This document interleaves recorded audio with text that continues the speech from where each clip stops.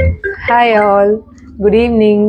இன்னைக்கோட beauty tips and tricks என்னன்னு பார்த்தீங்கன்னா CTM பற்றி தான் பார்க்க போகிறோம். CTM cleanser, toner, moisturiser.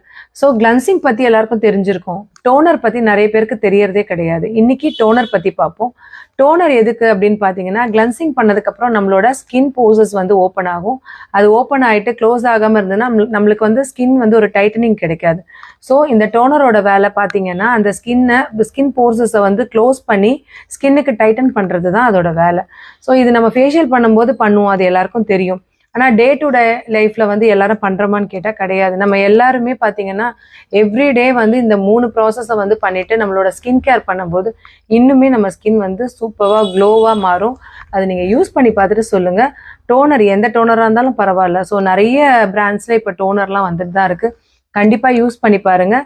After கிளென்சிங்க்கு அப்புறம் டோனர் யூஸ் பண்ணிவிட்டு உங்களோட ரிசல்ட் எப்படி இருக்குன்னு சொல்லுங்கள். பாய்.